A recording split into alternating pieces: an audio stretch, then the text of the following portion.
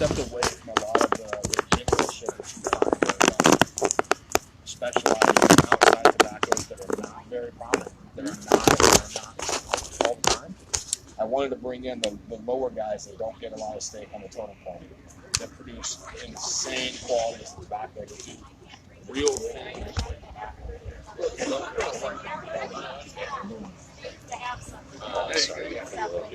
Yeah, I'm just trying to get my crap moving here.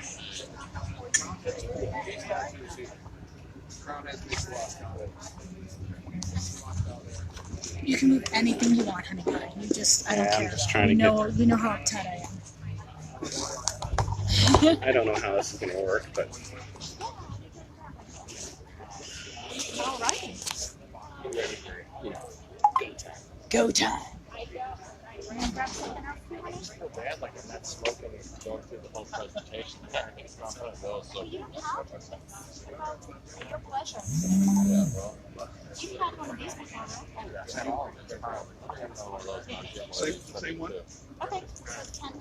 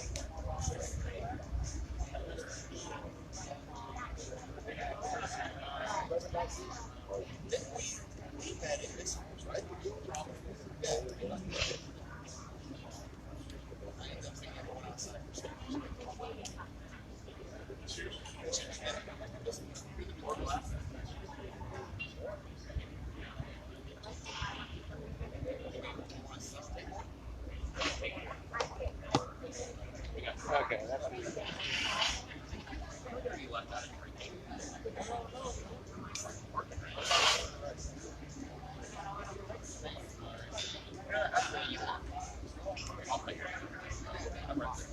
You're right here next to me.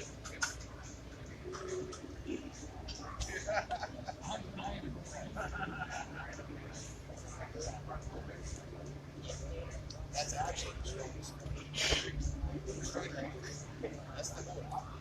So the funny thing about Marc is the biggest mistake.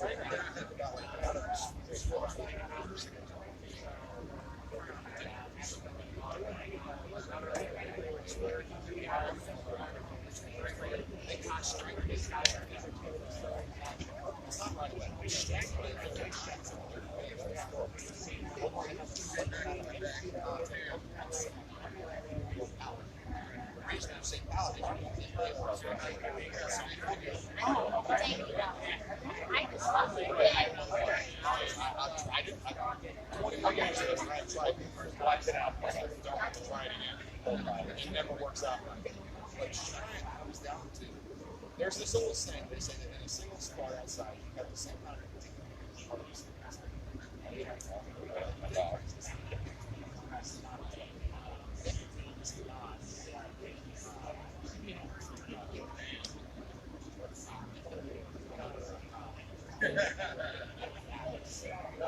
it's not only addictive.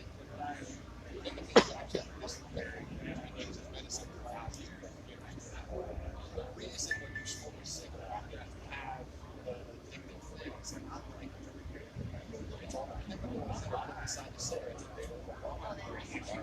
I'm not saying that cigars are any better than a cigarette because that's not and even those noise is not true.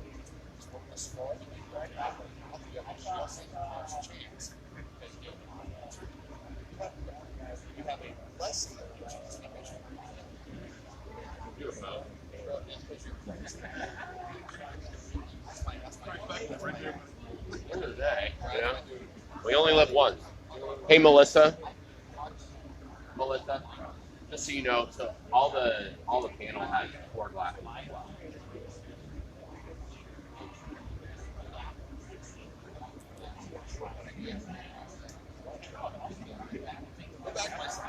I would honestly love if I put 4 glasses before we start drinking it. I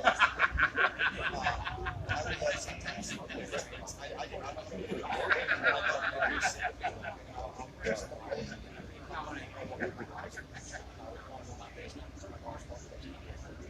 all our friends have contracts and we got this Let's have a live stream, but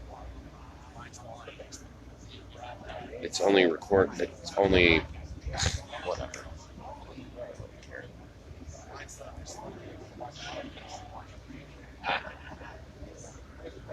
You might as well keep the bottles up here too. Yeah, that's perfect. Yeah, we'll drink the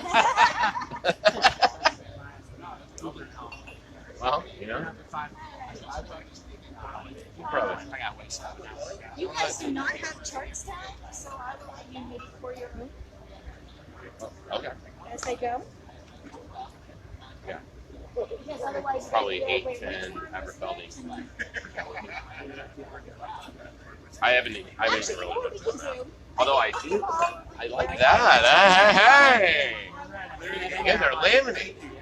What do you need? I'm going to put them all over here, and then as they go through each one, I will come around and pour them, Oh, okay. and then put them on the table. I like that your husband was supposed to be pouring. I know. I do it all. I know. I am your Vanna White. You have the babies, you have right? So I am the one with all the husbands. So. everyone signed up. Not really. I think so. Anyone that didn't, I will yell at them after.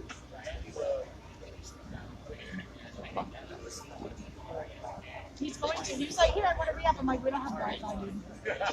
Clara was going to $35 right now. No, it's still the full price, but it's still the full price. I thought it was $35. No, it's the $35 free. That's not what the email said. Yeah, the rejoining fee is waived. It's still the full price. It's not great. Doesn't it look that great? I'm eating soup when I get some Campbell's chunky chicken and dumpling. So, moderator, you're ready. Awesome.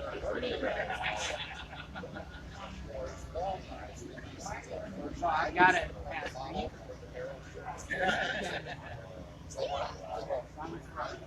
Oh my god! Oh my god! That's why I kept looking at you because I'm like, God, he looks so familiar. Isn't that funny? I remember that. Oh my god! Oh, isn't that wonderful? That's why he looks so familiar. I know. I'm trying to. Yeah. That's it. Oh my god! Yeah. Brad. What's your problem?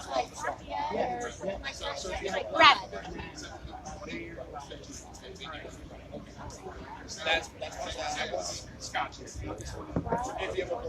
I should have been moderator.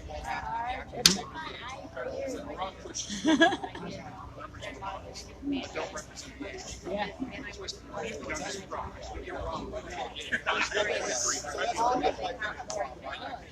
I'll Although these two are the minimum. These are clear. Well, that's where all the dollars are. Or when it came to Like the cop at 23. that stuff, you know, so you It's just had not it. telling you back. The way But they don't something say crashed 23. now, They say 23.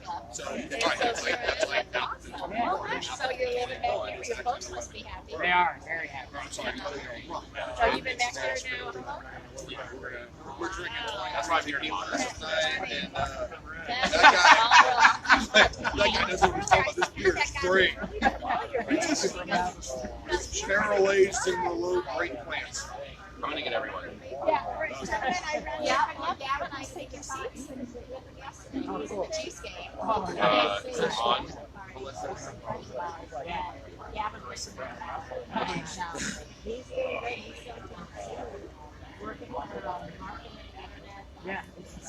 Yeah, This isn't getting any out. Yeah. Yeah. Should be working. And all that kind of good stuff. You want to turn up the volume a little bit? Yeah, you're the last man. Yeah, Marc. Hey. I'll tell him. So I'm going to encourage everyone to find your home, wherever that home is. Hopefully here. Wanted to take a second to just say thank you all for coming out for this event. So I'm Brad Phillips. For those of you that don't know me, I know most of everyone in the room. I'm the president of the guild here in St. Louis, so welcome. Our focus in regards to the guild is education, so that is really what this day, evening is about, and what this entire week is about in regards to educational programming, helping industry professionals as well as consumers learn more about spirits and learn more about the way in which industry professionals try to pair those spirits and manipulate those spirits to make really great cocktails, presumably, and also then talking about, like what we're going to talk about this evening, the difference between rum and single malt scotches, which a lot of you are probably like, well, they live on two different planets, and they really don't. So we're going to talk about that a little bit this evening, and then we're going to talk about the art of the cigar and the building of that cigar, and then how those two things are similar yet different, right? Because one is a tobacco product and one is a spirit product. So again, thank you all for coming. You all should have neat pours in front of you. So kind of to run a show, what we're going to do is we're going to kind of talk about the spirits first. Then we're going to talk about the art of the cigar, right? So how to smoke a cigar and kind of what the flavors are that you're looking for in a cigar, right? And then what we encourage all of you to do after that discussion is based on what we talk about in regards to the spirit, and then based on the profiles that we have with the cigars, you're all then encouraged to go grab a cigar, right? And then grab a half-ounce pour of your spirit that you think will pair best with that cigar profile. And then what we're going to do is we're going to have an open and honest discussion amongst all of us about why you chose what you chose, and then maybe what we decided as the quote-unquote professionals, what we chose as our kind of ideal pairing. Right, it's in big quotations, right? Bolded quotations. And so this is an open and honest discussion. This is a forum, okay? So raising of hands is appreciated. Asking questions is definitely appreciated as well. But we want to make sure that everyone walks away from here knowing more than what they did know before they walked in. So that's kind of the goal. So I'm going to pass around the microphone. Everyone's going to get to introduce themselves, do a little quick quip about themselves, and then we're going to get the party started. That sound great? Yes. Sweet. Hi guys, my name is Dave. I'm a cigar and bourbon enthusiast, if you will. Been smoked cigars and drinking for about 15 years, by about 10. Really, I said just an enthusiast who likes to see what the pairing does. How's it going, everybody? My name's Marc Murray. I am the operations general manager of Santino Cigars and Cocktails in Harlem, Missouri. It's a quick drive right off 55. You guys come down and see us. I've been smoking cigars for almost 22 years now. I've been doing the pairing thing for about 15 of those years. So I thoroughly enjoy the experiences that you find in tobacco itself and the way that you can play on a palate when you mix certain things together. You can actually enhance an experience by picking the right two things that go together, and you get to enjoy them. All right, so we're going to get into that a little later, and here you go.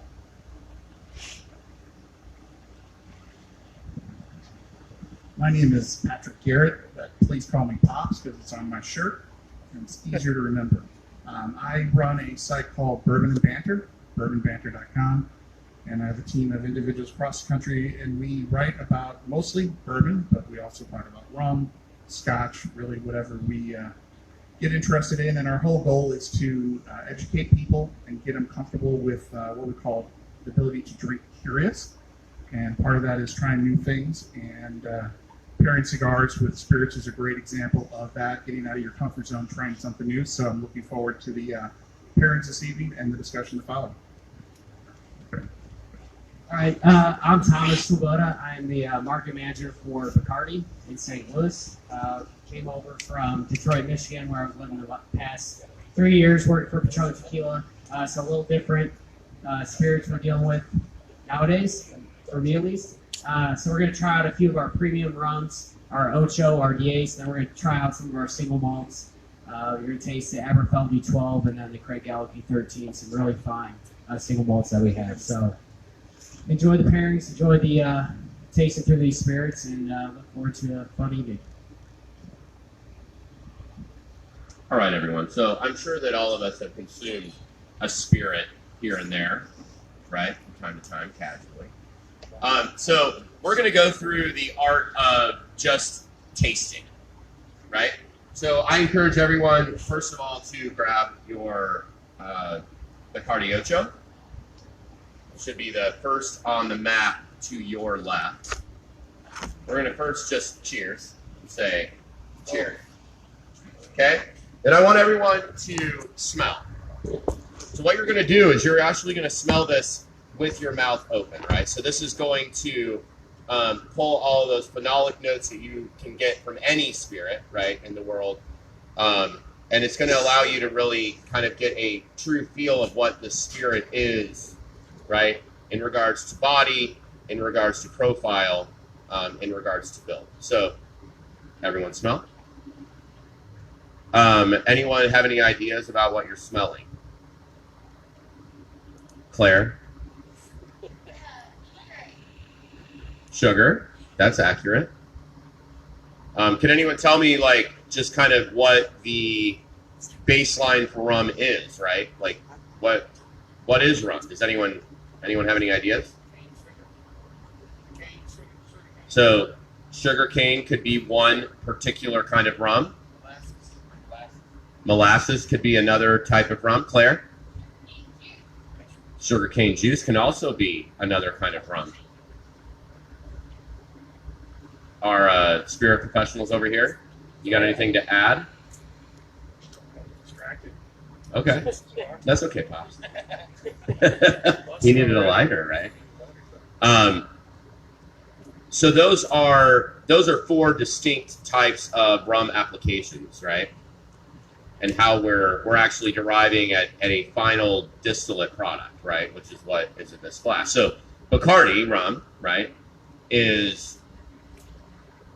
molasses, right? So for those of you that didn't know that, we learned something. We're going to walk away with something new. I'm going to let the spirit guys kind of talk about the profile, if they will.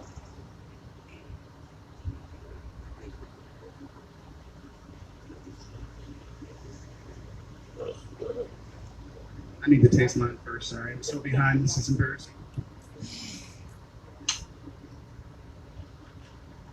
So as I said, I'm kind of primarily a bourbon guy, but one of the things I love about rum is it's a very different flavor profile, right? With that sweetness that comes in, and I really like sort of those darker flavors, the raisins that you get from that, and the spices that I really enjoy.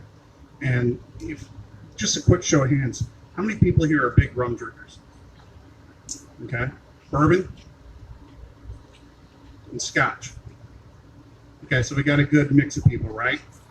So one of the things that I always get from people who are bourbon or scotch drinkers, they find rum to be a little too sweet. Often they talk about it being artificially sweet because they're not used to it. So it takes a little bit of getting used to, but I like people to just as they savor it, to kind of taste it a little bit, move it around in the mouth, let it air out, and try to pick up some of those other flavors that sometimes you can pick up in one of those other whiskeys, especially if you've got a favorite scotch that's finished in a rum barrel, or maybe a bourbon that's been finished that way as well. Get some of those familiar notes from that as well. Yeah, and to add to that, and just kind of speak to the intrinsics of what you guys are tasting in your glass right now. So this is Bacardi Ocho. So what that means is it's a blend of rums that have been selected by our master blenders. That's going to be a little more premium. That's going to be aged a minimum of 8 years in American white oak. So you're not necessarily just drinking a rum that's only 8 years. You're going to find rums in here that are a minimum of 8 years and up to about 10 years. So you're going to taste a nice aged flavors, maybe a little oakier and woodier than a 4-year-old rum, which we also have in this line. And then you're going to taste some, for me, a little bit of butterscotch coming through on that taste. But yeah, what do you guys think? All right, Ocho all day. All right, everyone. So we're going to move to Diez.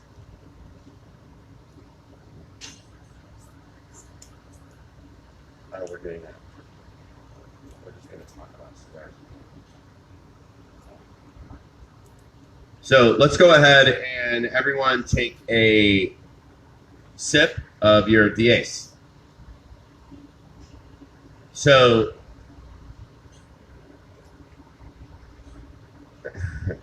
So Bacardi Diez is a minimum of 10 years, right? Maximum of 12. Just speaking personally, I drink a lot of Diez. I love it. In regards to consumers, because I know there's a lot of consumers in the room, this is a super reasonably priced rum, right, at 10 years old. So I would encourage all of you to go try to find this at your local store. Because this makes a wonderful just drinking it neat. Yes. So when you say reasonably priced, what price? So we're looking at about $34 retail. I'm also the worst person to ask about retail because I have not bought a retail bottle of any spirit, and I can't remember when. The price point is right. You're at 34 and 36 But yeah, $34 for a 10-year-old rum is super reasonably priced. So this is a very versatile rum too, because you're able to drink this neat, right, amongst your friends, right? You're able to put a couple cubes in there if you want, right, to add a little bit of extra dilution. But it makes an incredible old-fashioned, an absolutely incredible old-fashioned. So I would, this is one of my favorite in the profile, or in the portfolio. What do we all think? That's really good. Yeah, so you're going to get a little bit, I get a little bit of vegetal on the back of this. And for those of you that aren't aware, we're going to become aware. So as rum ages in a barrel, especially if it's a molasses-based rum, because of the interaction between the wood and the sugars from the molasses, you're going to pull out a lot more vegetal notes from that molasses than you would typically if it was a younger rum. So it's just something to keep in mind whenever you're looking at molasses-based rums, that you probably will get some more vegetal notes, which I think kind of rounds this particular rum out, in my personal opinion. So now that we've done rum, I'm going to pass the old microphone off to the cigar guys, and they're going to talk about what you're smoking and kind of how to think about cigars in relation to their pairing to spirits. All right, guys. So I'm going to hand this over to Dave first. The reason I'm going to do that is Dave is not in any way involved in the industry itself. Dave is a very close friend of mine for a long time that I've shared a lot of popular, rare, hard to find tobaccos with, and he's become very quaint on tobacco and the pairings itself. So I want to let him talk first, and then I'll kind of dive in a little bit to some of the cigars we're going to smoke tonight, and then we'll give you guys the option, if you don't have your cigar yet, to pick a cigar based on what I've said, and then we'll go through that dive as well. Okay? So, when it comes to cigars and trying to find something to pair with, the right cigar, I use these for example. I'm smoking the Esteban. Get a little bit more sweetness on the backside. You're gonna have things almost like a little peppery taste. I typically like to pair it with something that doesn't have as much spice to kind of even it out. That's just my personal opinion. When you're looking at cigars and spirits, I would always try to find something that kind of meets in the middle. So if you have a really overly spicy cigar, I'd always try to do something a little bit more smooth. So that way, at the end of the day, you're kind of meeting in the medium. So when you look at something like rum, which is typically a little bit sweeter, I'd always go for something more spicy. For me, that kind of brings out the spice of the rum, but also will give you that sweetness and also kind of liven up your palate. When it comes to something where you're smoking a darker cigar or something that's been a little bit more aged or Maduro, I always try to do something a little bit more sweet because that kind of pulls away from that boldness of those cigars as well. So I'm by no shape or form expert in the industry when it comes to cigars and what you're going to be pairing them with. But as a consumer, it's all trial and errors.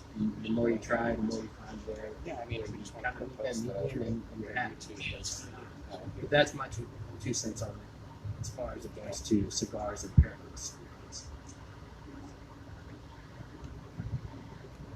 Can everyone hear me okay from there? Good? All right, so to give a little history on myself, I am a certified tobacconist and a tobacco sommelier. Now, when that term sommelier that's used in tobacco does not compare in any length towards a wine sommelier, a spirit sommelier. It doesn't hold that statute that those terms do in those different words. The reason being behind that is tobacco is forever changing and forever growing. Okay, you can have different tobaccos from the same farm with different year seeds that are going to produce different tastes, growth value, primings. Everything's going to change dependent on the weather, the soil content, whatever's involved in that typical year of growing and maturing. So the cigars that we have paired tonight, we have the Champagne Figurado from Perdomo. This is a very mild cigar. It is a 7-year aged wrapper inside the cigar Melissa's holding up right there. That's a 7-year aged wrapper that is aged in port wine barrels. What that's going to do is when you smoke that cigar, the first thing you're going to taste is a molasses type sweetness right off of the wrapper. The reason I use the term molasses is when I say sweetness, I am not talking about sugar. Okay, there are cigars that taste like sugar, and by sugar I mean you're pouring sugar into your mouth. Okay, there are cigars that do that. You have the Crown Head Court. The Crown Head Court is a limited cigar released by Crown Heads, a company based out of Tennessee that works with two of the greatest master blenders in the world. Guys that have been doing tobacco for over 70 years each. Each of the guys that blend those different cigars are in their 80s. These are Cuban growers and now live both in Nicaragua. They've been doing tobacco since they were about 17 years old. So they've been doing cigars for a very long time. Next to that, you have the Esteban Carrera Unforgiven Bullet. Now this cigar was particularly picked for a Scotch tonight, but what's funny about it is that cigar wrapper is aged for 18 months inside of a Florida Cana 18-year Nicaraguan rum barrel.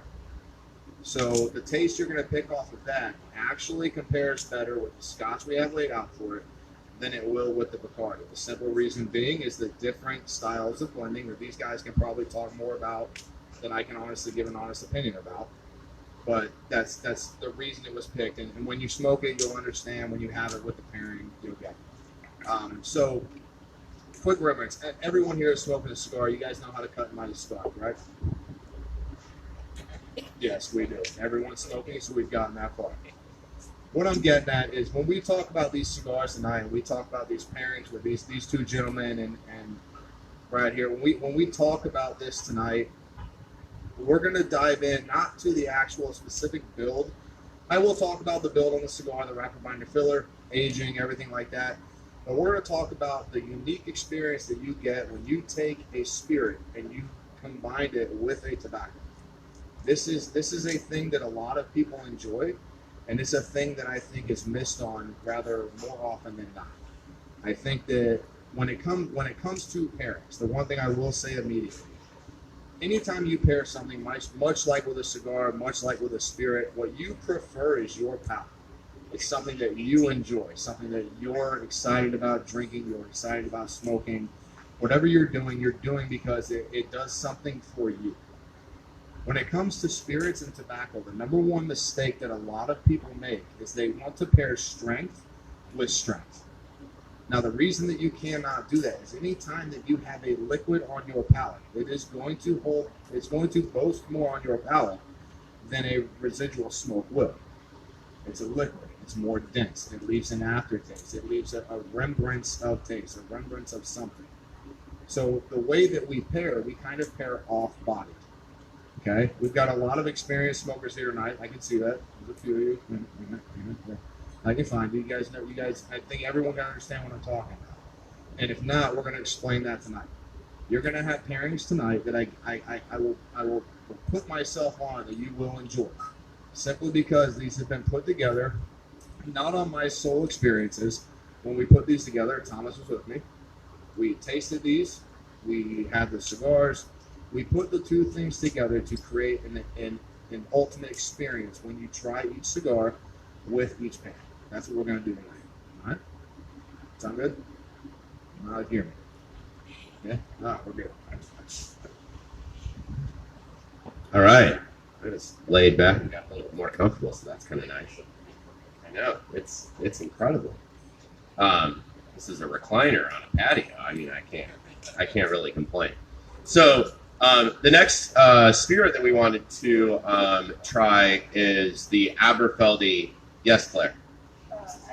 Or Dustin, sorry. Hey, you're cute. Before we move on from the Rums, my question is between the 8 and the 10 year, is there really any difference between the 2 extra years in oak? Because, I mean, we're dealing with amazingly unique flavor profiles. So is that really a semblance of the oak, or is there something Bacardi's doing to at the distillery to make these 2 spirits so unique? Because the difference is amazing, and is it achieved just by extra oak, and what's Bacardi's goal, and how do they get there with that? That's a really good question. If the spirit professionals are okay with me answering that question. So they are not manipulating the rum in any way in regards to, like they're not providing any additives in regards to the difference between the Ocho and the D8s. What they are doing, however, is the maestros that are there doing the blending, which Bacardi has 5 on property, which I'm sure, Justin, you are aware of, but they have 5 maestros on property that are basically, I mean, they are the master blenders for the Bacardi brand. And so what they're doing is every year, I can just speak specifically for myself, who's been drinking D8s really before D8s was even a thing, before it was really available in the United States. The D8s that was available maybe 10 years ago is considerably different than what it is now. A lot of that is because, I mean, I can tell you just based on my experience going to the distillery, is there's a lot more 12-year now in the D8s than there used to be. So D8s used to be primarily 10-year-old rum with very little 11 and 12. So it goes up to a maximum of 12 years in that barrel, or in the bottle. And now they're doing actually more 12 than 10. And we were actually just having this conversation just a little bit ago that, you know, rum is kind of the wild, wild west of spirits, right? There's not a lot of rules and regulations in regards to the way in which rum and what we're putting on age statements, right? So there's a lot of brands out there that are saying, we're at 23. They might not even put YR on there, right? But they're saying we're 23. Dustin, I'm sure you can name 14 of them. And so what that is they might be putting 4 drops of 23 in a bottle, right?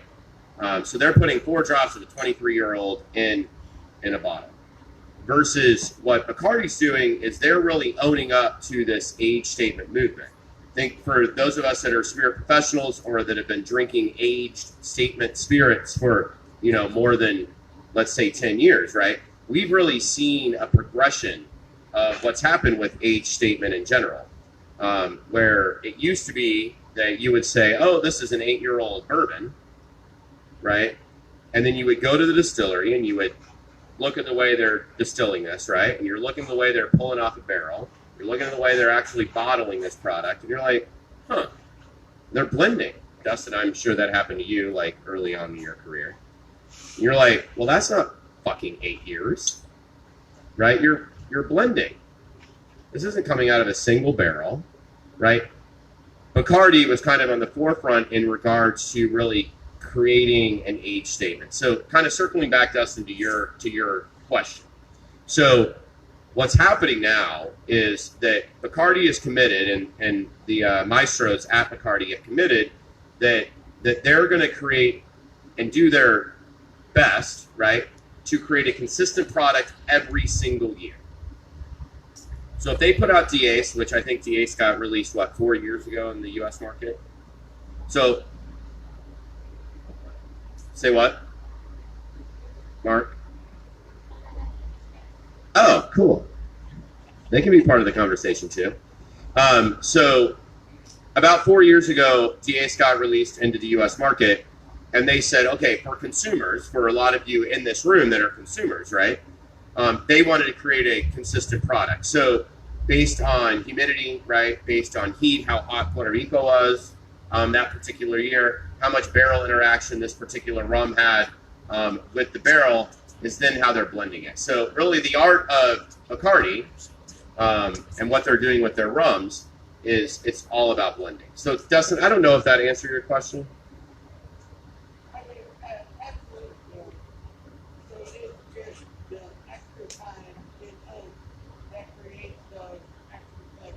Yeah, so like what I kind of mentioned before is like with a molasses-based rum, what you're going to get is whenever you're in a barrel a little bit longer, that molasses, because molasses, I mean, I don't know how many of us have tried molasses raw, but molasses is super vegetal. It's not really that sweet. I mean, there's a lot of sugar content, right?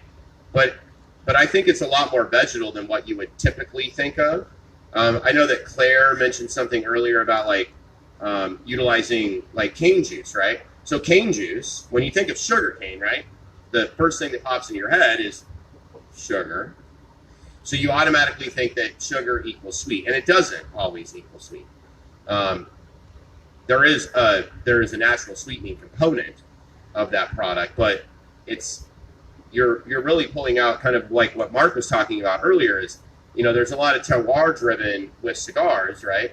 There's also a lot of terroir driven with rum and with the sugar, with the cane that they're utilizing and then burning, right, to make molasses to then make the rum. So there is, Dustin, I think to kind of circle back again, I think that there is, at least in the 10 versus the 8 for me personally, right, there's a drying component. And I think that drying component definitely comes from the barrel. Yes, Claire.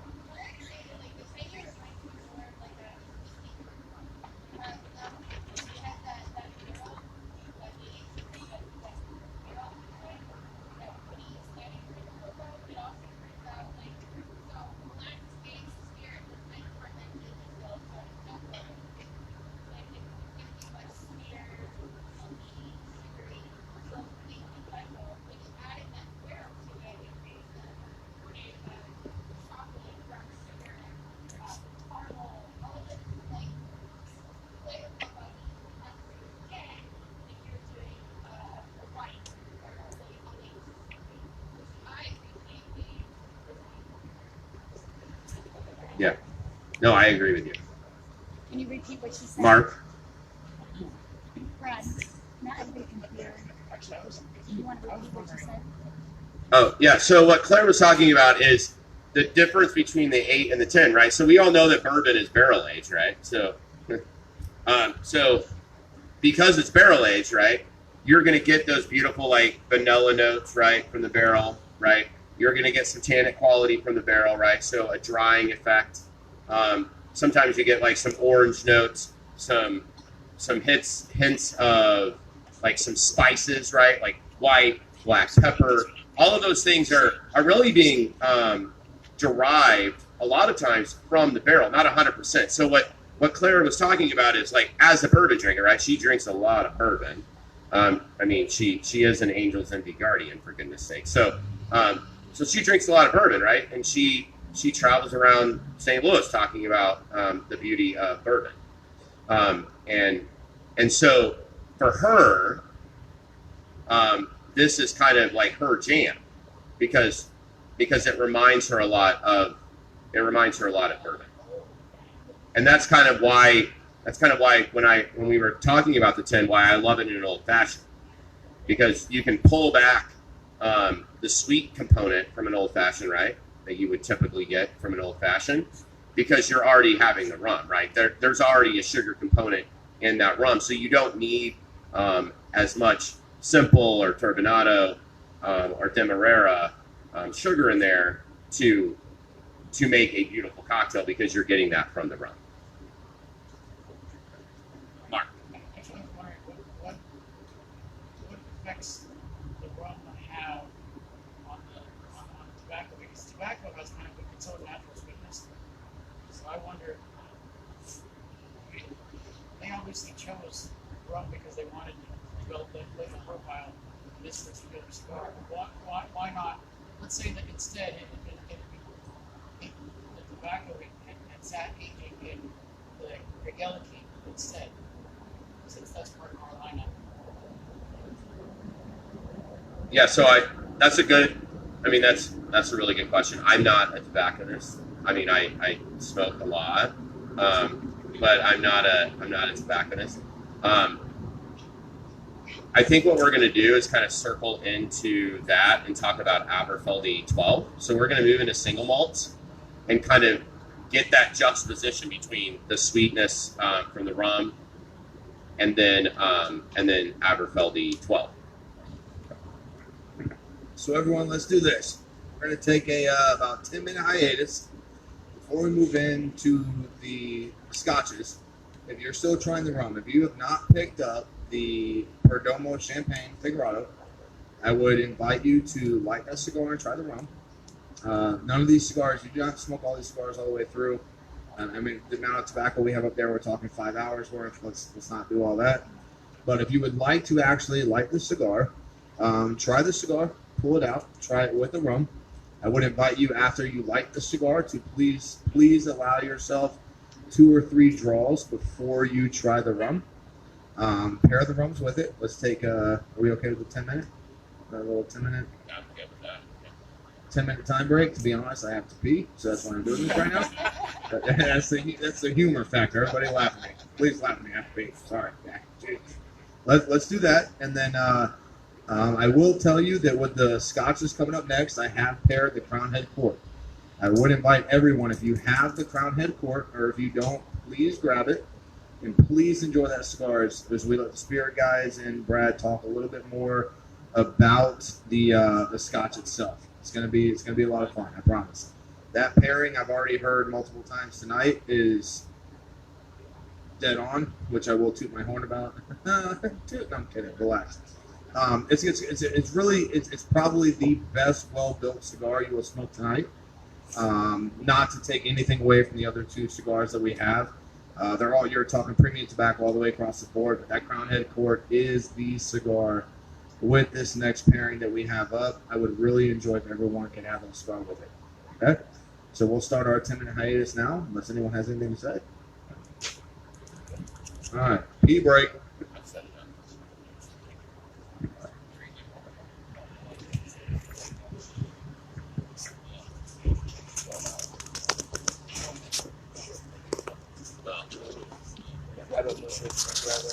you want to grab one of these? He was referring to this So one. this is going to go with the next pair. Yes.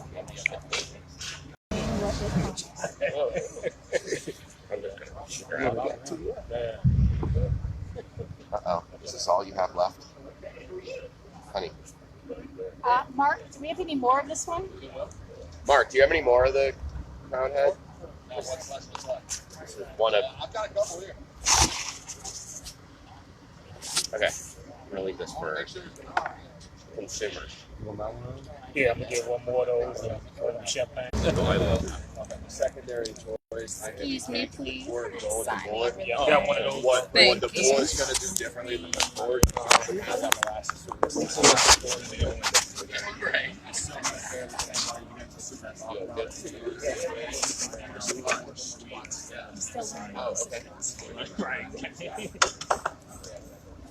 I didn't grow up.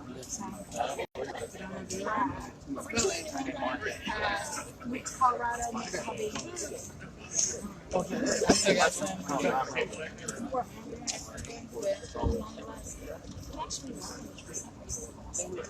I'm in. You guys made it. We'll have to get you guys some flowers. Yeah. Thank you.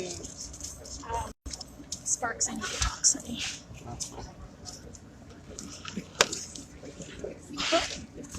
So you want one? There you go. Thank you.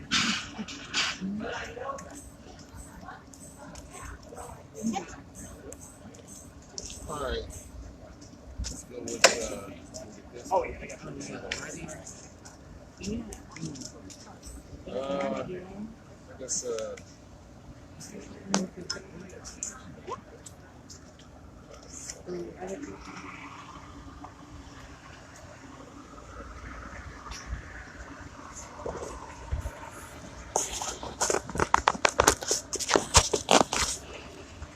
Got some vittles over here. Yep. Got some vittles over here. Didn't know they were gonna have a little buffet station. No, because I'll be driving, so you enjoy it.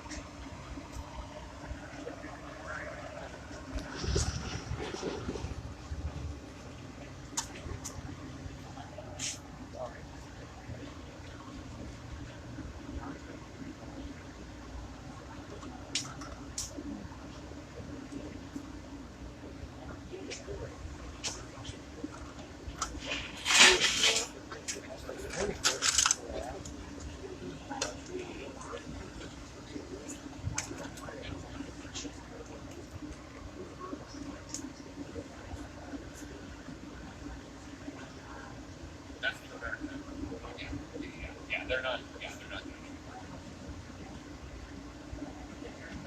I'm not trying to keep you guys engaged. For a little bit.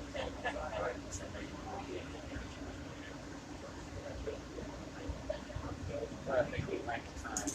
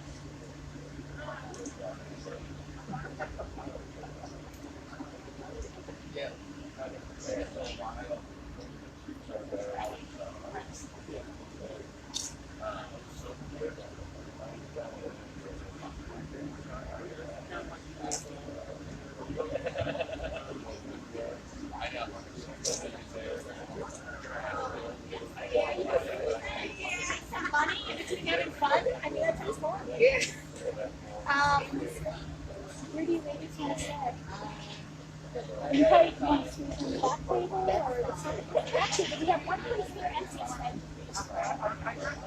Oh, okay.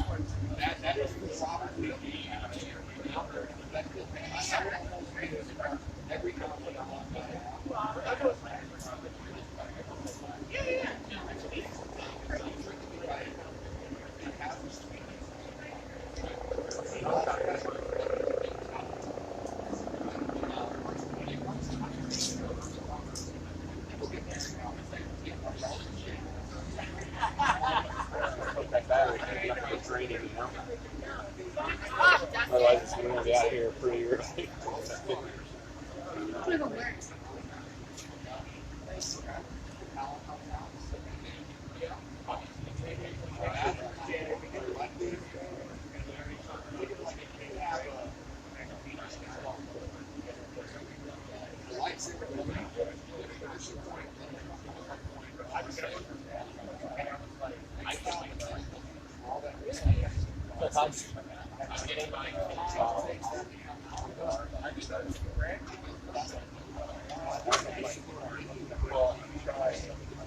Better get some of these nachos.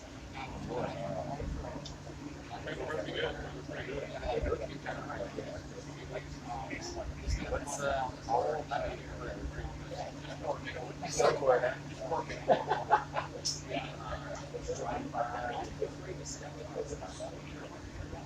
You already done nonsense. Buffet is hard. You got to get the bar. I know, right?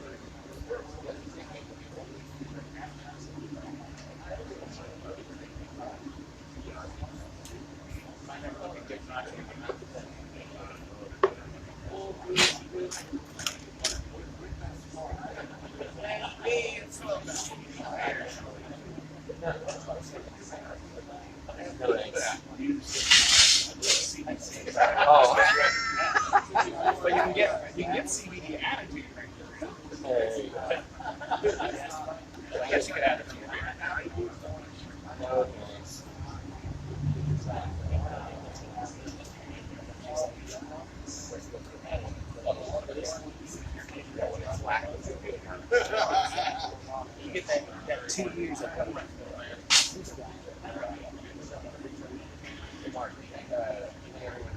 You know, one of the things I love about Florence.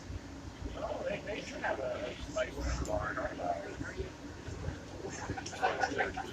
All right, everyone. So did everyone grab a cigar?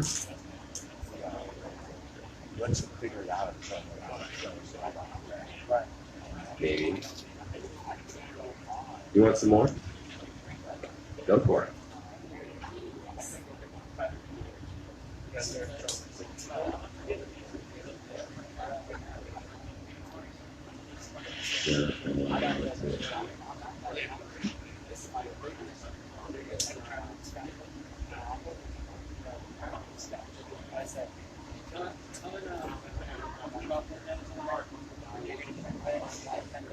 Everyone up.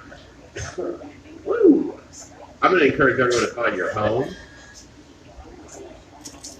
Dustin's going to drink some 10 over here. Fill himself up. Imagine that with an orange twist. Yes, Daddy. Everyone good? Mark, you ready to come back home?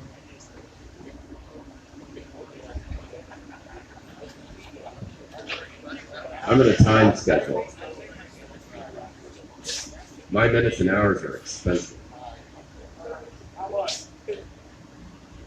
Expensive.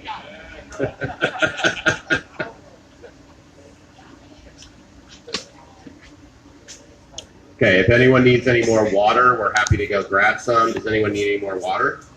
I do. All right, let's go get some more water, Mark. Water. Anybody else? I got one more. Hydration is the key to success.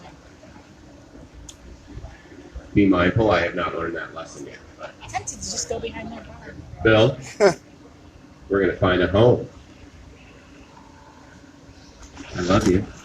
I know, it's chilly, man.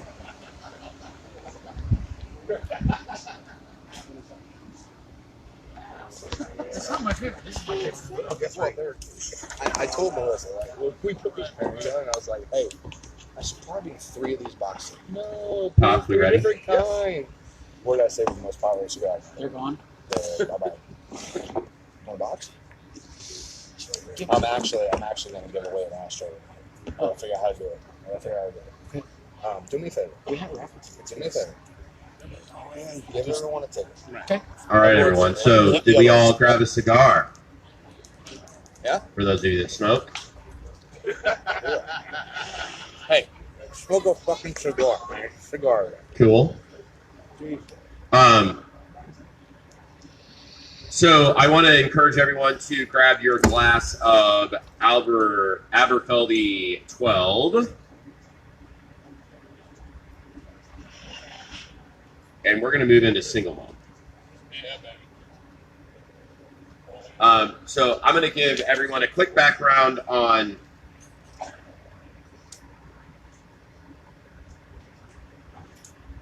cool. Yeah. How many of you have ever had Aberfeldy 12? Claire should be raising her Right, hand. it's like her favorite single malt. So I'm going to do this quickly, and then I'm going to let the other spirit professionals on the panel kind of talk about Aberfeldy 12. But so what are we getting on the nose? Anyone want to scream some things out? Whiskey, right? Yeah. What else? Guys with weird accents. What'd you say, Claire? Creamy.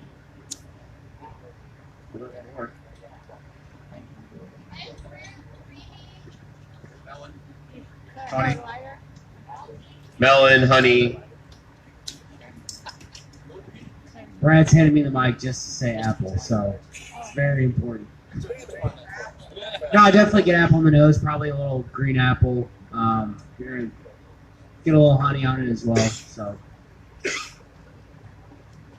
So a little backstory about Aberfeldy. So Aberfeldy as a distillery was pretty much unknown, I would say, in all fairness, until 1998 when Bacardi bought Aberfeldy as a distillery.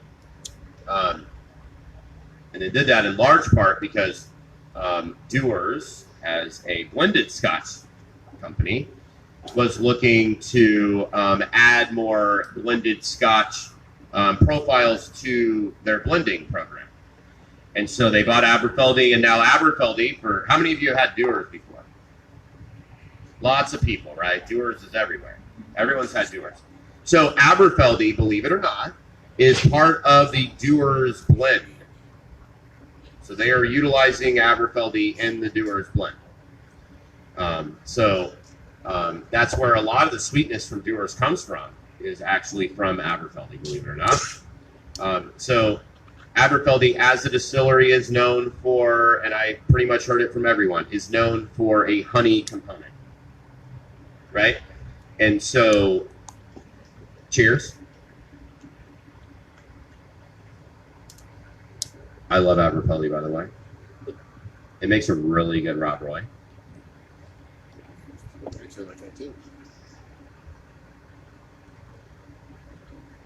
What do we think?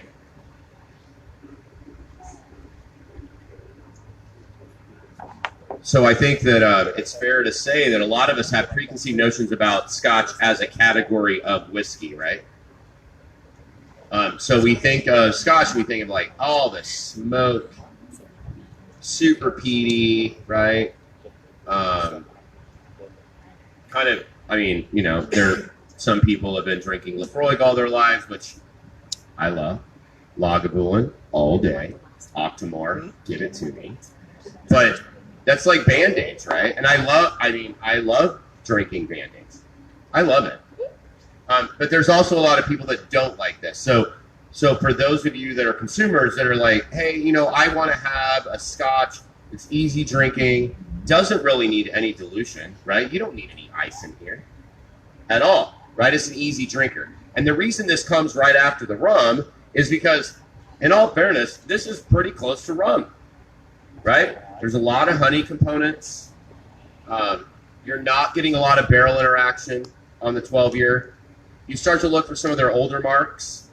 You are going to get a lot more barrel interaction, so it's going to be a lot more dry. It's going to have a lot more tannic quality. But the Aberfeldy 12, I think, is a home run in regards to introducing consumers and industry professionals, for that matter, to the category of Scotch whiskey. Cool? Again, I could talk about this stuff like until I was blue in the face. But he's not going to. We've got a plan. Now you got to listen to me. I'm going to speak to it from a bourbon drinker's perspective once again. You know, I was one of those folks that Scotch scared the hell out of me. You know, as a bourbon drinker, right? For all the reasons that Brad mentioned. And as I was told that I simply jumped into Scotch from the wrong end of the pool, right? Because I thought everything was peaty and smoky. So this Aberfeldy is a Scotch that can change a bourbon drinker's mind. Absolutely, right? Because it's not intimidating. It's got all the sweet qualities that he talked about. You know, it's aged in science teacher. We had to pay a nickel every time we broke a piece of glass. So, collect your nickel later. But you know, it's aged in ex-bourbon cask and ex-sherry cask, so you get some extra little flavors there that make it interesting. But I really think this is one that, if you're a bourbon drinker, it's a great one to get started on, to work through. If you have friends who absolutely hate Scotch, it's a great one to go into. And I'm not a very experienced cigar smoker, but even I, when I was here a little bit earlier, tasted this before I saw the pairing cards that were put out on the table. I had the Crown cigar, I was drinking the Aberfeldy, and I was like, holy shit, this is absolutely amazing. So even someone who's a novice on one of those fronts can experience and enjoy what it's all about. So I'm going to be picking up a bottle for myself, absolutely.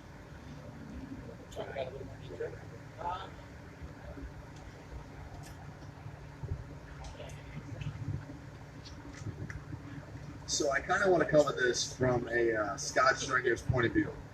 And I like what Brad and Pop said. I'm not calling you Patrick. What they said. It is a very easily drinkable Scotch. Now, the biggest mistake that I think both of them said is, Brad for some reason likes a lot of peat, but we'll deal with that later. The reason is there's really only 2 to 3 prominent regions of Scotland that create peaty Scotch. There are over, my math is probably horribly wrong, but I want to say 21 to 22 different distilleries in Scotland that do not use peat in the slightest. What this Scotch does do, and I will agree completely, coming off of the rum, the only thing different about this Scotch, the body on this Scotch is so flavorful, so complete. And I'm going to ask all of you a question in a minute that are smoking the Crown Head Court, because there's an answer I'm going to get that I'm very fond of, and I'll know exactly why everyone enjoyed it. But what this Scotch does, especially coming off of the rum, the reason we decided to do it in this order, not go from Scotch to rum, was in rum you cannot deny the sweetness that you pick up in rum. I think that Brad alone probably covered every facet of sweetness that you can find in a rum, and the reason that so many people enjoy it, myself I do, I thoroughly have found rum very enjoyable over the past few years. But what this Scotch does, it's a very, very light drinking Scotch with so much of a complex body that follows through as you drink it down. Now my question to you is, when you pair it with that Crown Head Court, probably one of the most exciting pairings that we had tonight, what is the predominant essence of flavor, the nuance that you pick up in that cigar? What is it? I like a little pepper. So pepper. Now, when you take that Scotch down, you drink it directly after that cigar. What do you taste next?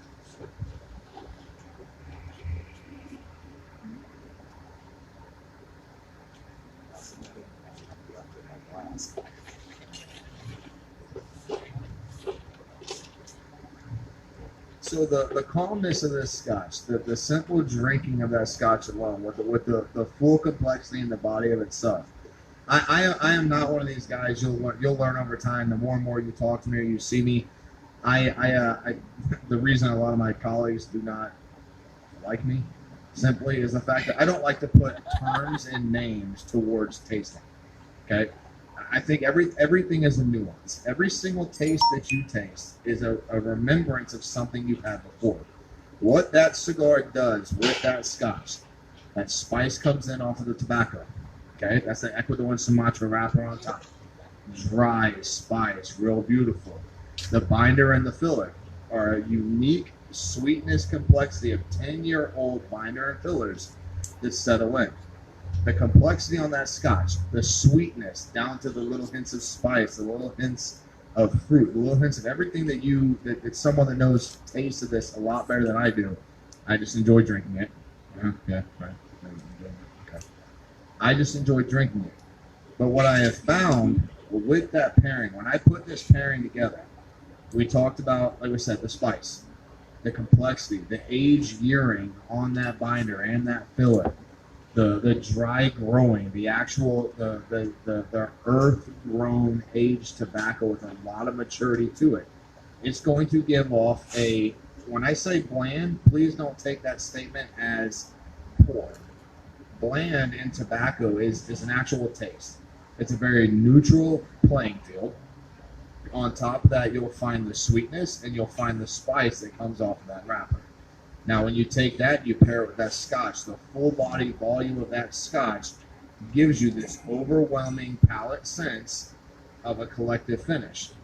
And if I could give a simple taste to that, you pick up on the florals, you pick up on the fruits, you pick up on the spices, you pick up on the nuances that all come together from the two coming together. And that's why we put that pairing together. All right.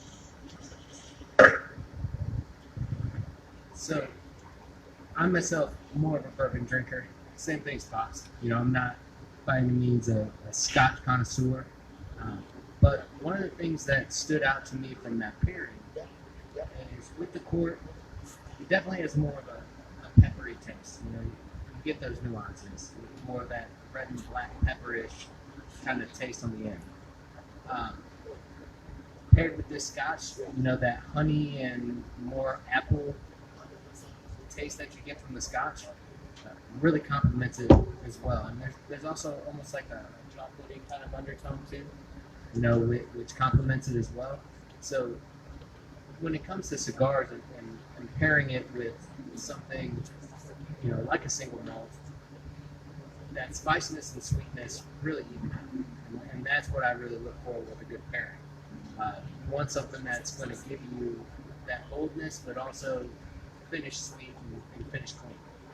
And I think pairing kudos is the pairing is great from what I remember. So, you know, definitely not as a Scotch guy.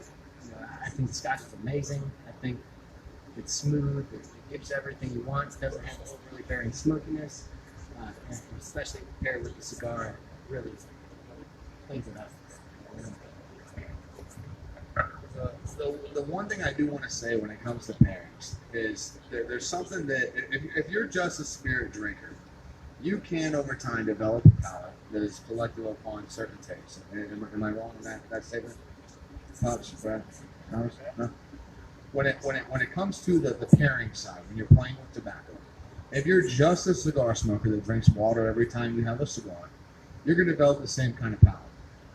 When it comes to pairing, you may find this pairing, as much as I am proud of it because I think that it's a great pairing, you may honestly find that this cigar with this spirit is one.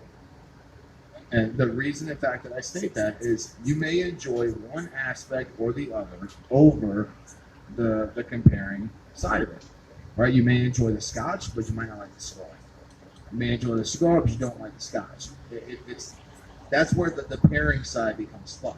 You can always find a level playing field in a spirit where you enjoy certain aspects of certain things, barrel finishes to age statements to regions in which they were finished, whichever way that you go. But when it comes to the pairing side, you're playing with you have to kind of find a middle ground. You got to find an area where certain things highlight others, and certain things on the other side do not dull the others. Okay, so I guess my end statement is ramble now, but I apologize. But my end statement is if you like one or the other, don't be afraid to venture on either side of anything else and try different versions of either side. Right? Does that make sense? Yeah. Let me ask you this, because I tend to smoke more fuller body cigars, Maduros, stronger cigars. I noticed that usually if I drink it with a whiskey, and it gets me a little bit more higher than I would normally be. Now if I drink that same or if I drink that same whiskey without the cigar applied, if I drink the cigar and drink a beer with it, or you smoke a cigar and drink a beer with it, I'm fine. But those two together for some reason, is there an explanation for that or what? Yeah, so one of the biggest misconceptions when it comes to tobacco and alcohol pairing is everyone likes to go strength with strength. Okay, so if you're smoking a full strength, full body Maduro, you got a 10-year age Maduro with some Lajero involved in there, you got a real strong cigar. What you can't do is you cannot pair that with the equal proof in a whiskey. What's going to happen, the reason that you're feeling that effect is any liquid that you take in is going to have more of a residual effect on your palate than a cigar will. Reason being, when you take a whiskey onto your palate, you taste it, you ingest that. So it's going to have its effect, alcohol is going to have its effect on your body. With a cigar, you're not inhaling it. It's a simple front load palate taste. You're going to draw whatever taste and nicotine content, everything comes from the cigar is going to come onto your tongue. If you're a retrohale, you're going to get it in your throat and in your nasal cavity. When you do that, you are combining two strengths that do not blend together. So anytime that this is one of the fun things I enjoy about pairing. Anytime that you have a very strong, very full body, full strength cigar, you need to pair that with something a little light and airy as you drink it. because what it's not going to do is it's not going to take over the strength of the cigar, and it's also not going to combine that power you're talking about, where when you pair those two together, you get the whole lightheadedness, you get the quote-unquote drunken state, you don't want all that. Yeah, those are sweats, your body's heating up, you've got a lot of stuff. You don't want any of that. Same thing with if you have a very mild cigar. Like tonight, if you smoke that champagne, you don't want to take that champagne with this 13-year we're getting ready to do. You don't want to have that combativeness together. Because you got a very mild cigar, but you're going to have this liquid on your palate that's going to consume you when you're going to ingest it. Right? You always have to be very kind of sort of wise as to what you ingest versus what you're tasting. Right? When it comes to cigars, you're tasting. You don't inhale them. If you do, you're a better man than me. Better woman than me. You all win because I don't do it. Sorry. You're much stronger than I am. I ain't doing none of that. You're out of your mind. But you're not inhaling it. You're not touching your lungs. You're not playing with your bronchi. There's no actual ingestion of the smoke or the tobacco itself. But every time you take a spirit, whether it's a beer, vodka, rum, gin, scotch, whatever, moonshine, you got a still in your backyard, I'm proud of you, I don't care, but whatever you're taking with it, you're ingesting that. That's going to create a different bodily response compared to what you're just smoking and tasting. So that's where you have to be careful. That may very well be the issue. Or you're just drinking too strong of the moonshine, you gotta put that shit down. Actually, I was wondering from our spirit side, since it's not since the cigars aren't your specialty, so like Tom, for example, this is your portfolio. What do you think works best, and why?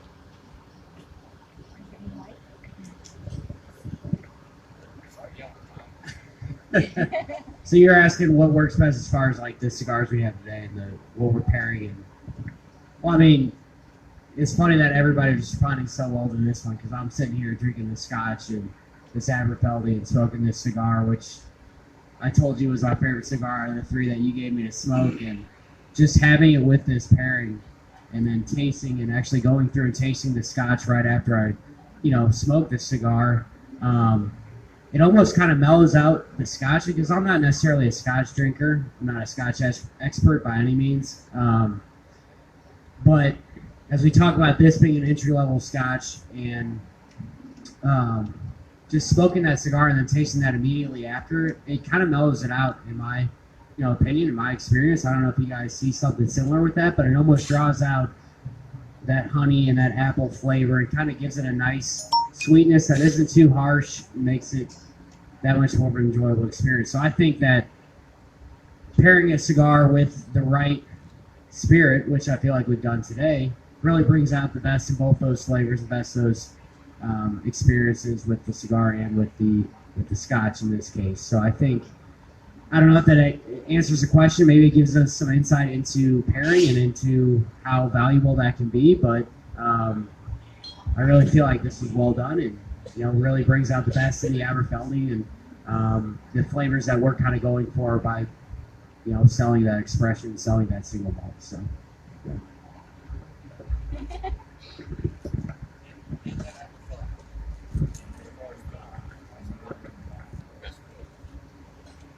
As far as that scotch being your portfolio, why people take this again? So why does that scotch decide against local party things? Right? So in your portfolio, is there a reason that scotch was decided upon the frames of other companies? Like, look, I know you know we invest our film, but obviously my scotch portfolio, they are when it comes to that, why that scotch? Yeah, so Mark's asking about why Bacardi purchased that scotch, why we invested in that, why. I think that goes back to what Brad brought up earlier, was that when we purchased Dewar's in 1998, or when Dewar's purchased that distillery in 1998, Dewar's being part of our portfolio, that really fit what flavor profile that they were going for and what was going to be a long-term sustainable consistent product with what Dewar's was putting out in the market. I think, from my knowledge and just my experience, that's why Aberfeldy was brought into the portfolio. Why it was, it ties back to that. It ties back to Dewar's. Maybe I'm wrong on that. I don't know, but I think that selling just a single malt from that is advantageous because I feel like that's a growing market. So.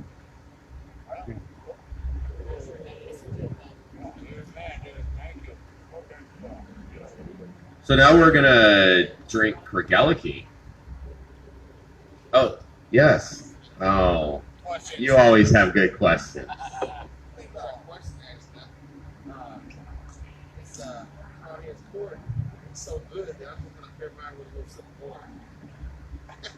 Hey. There we are. I do want to mention something that Claire mentioned earlier, right? Is Aberfeldy is creamy. And I've been drinking Aberfeldy 12, 18, 30, 45 for days. Days, definitely days.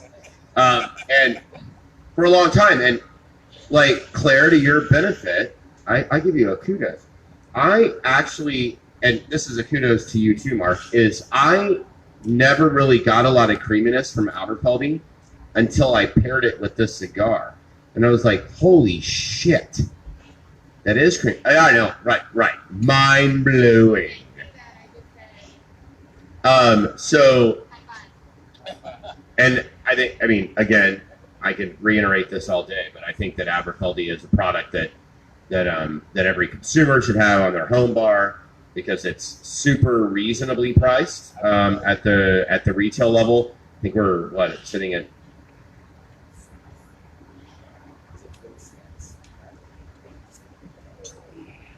$28, maybe $29 retail. So less than $30 for a single malt Scotch, right? That's super reasonable.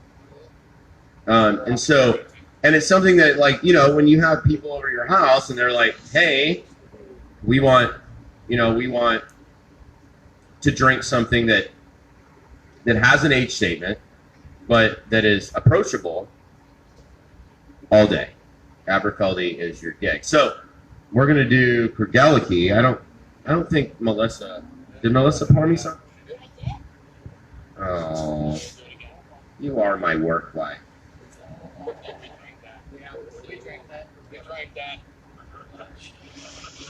So Kregeliki, right, is a whole different beast. So take a little whiff.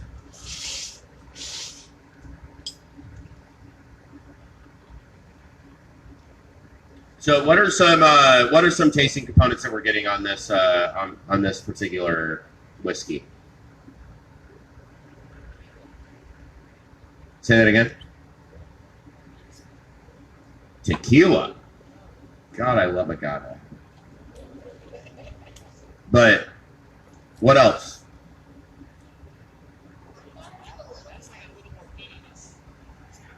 Thomas is like living in the apple trees.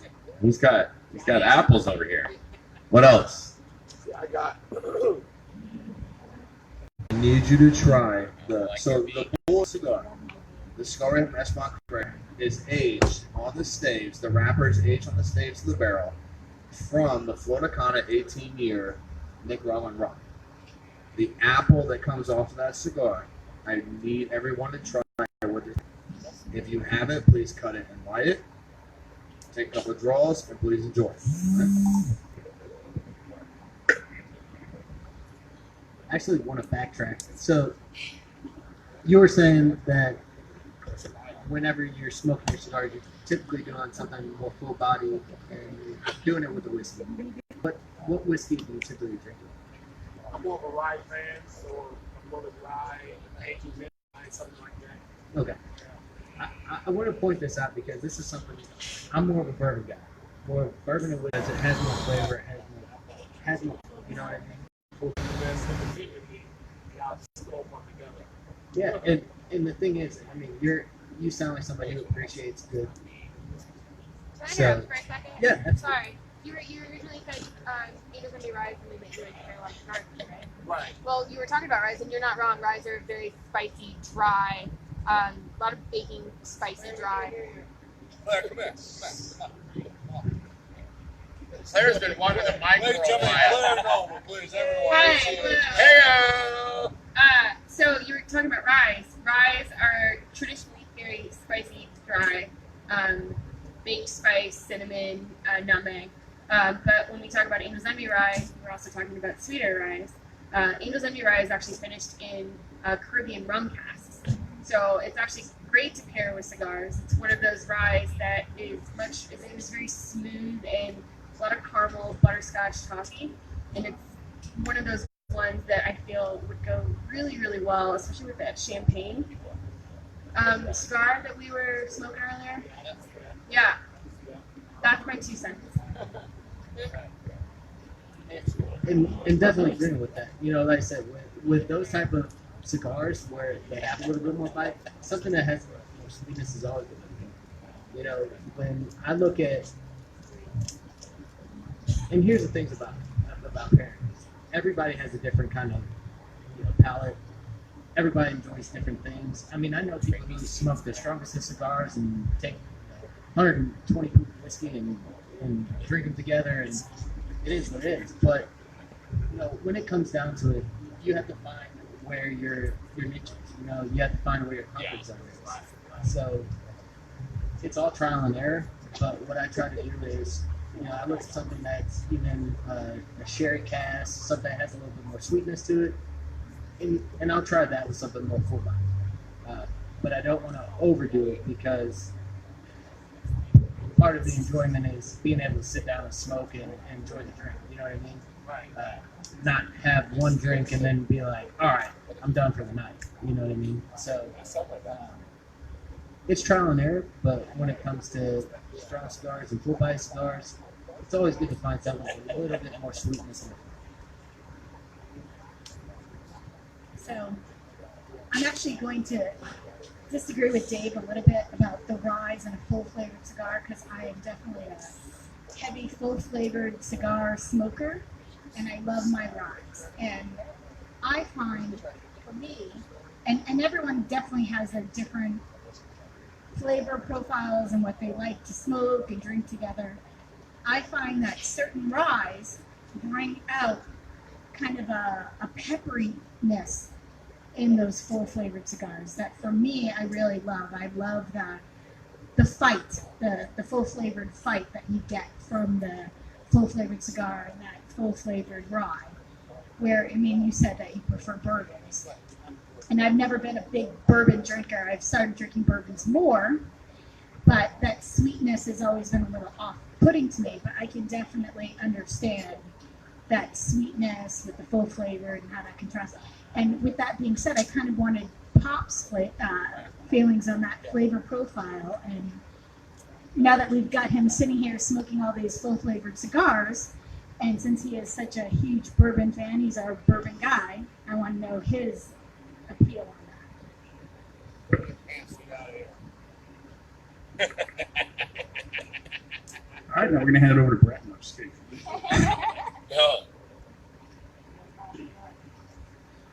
Smoke Curious, that's going to be my new tagline. Yeah, man.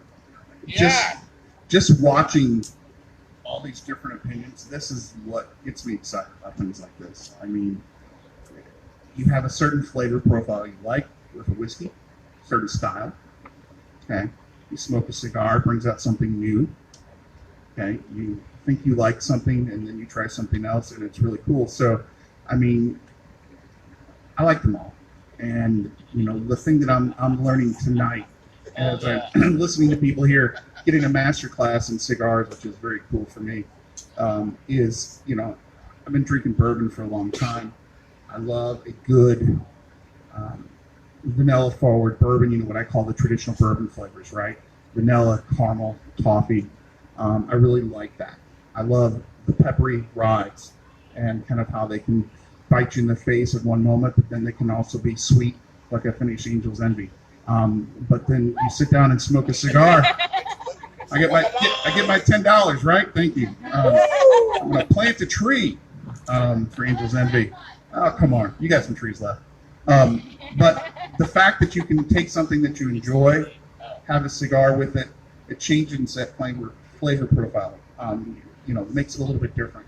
To me, it's the same experience you get when someone sets a glass of bourbon down in front of you and doesn't tell you what it is, right?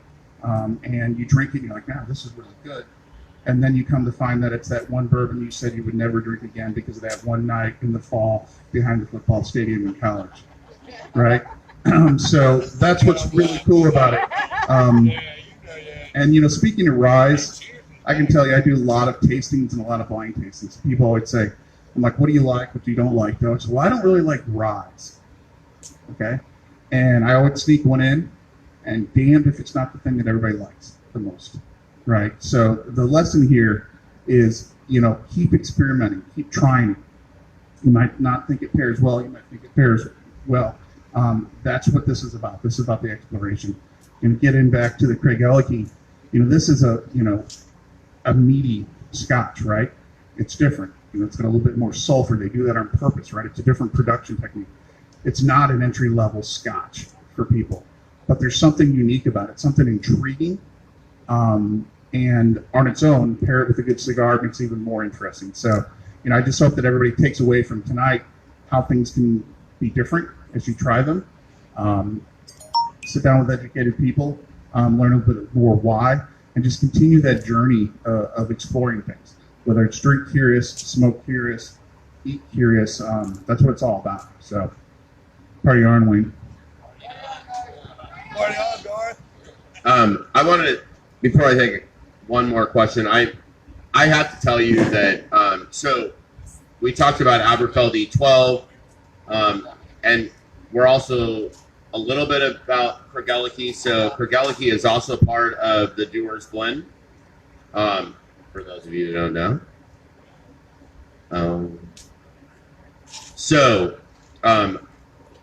This is, I know we already talked about kind of stewed meats. That's kind of what I get from this. Craig Ellicky as a house is, oh, Claire. So Craig Ellicky as a house is producing very kind of more full-bodied, fatty scotches. So this is something definitely different than Aberfeldy. It's 100% ex-bourbon casks. So you're going to get a lot of those bourbon notes, right? But it's also over-hinted by, so what they're doing is they're doing a double peat burn for their malt. So you're going to get some more smoke, right? Which you should expect from a Craig Ellicky. I think we're rounding out. I wanted to take a question.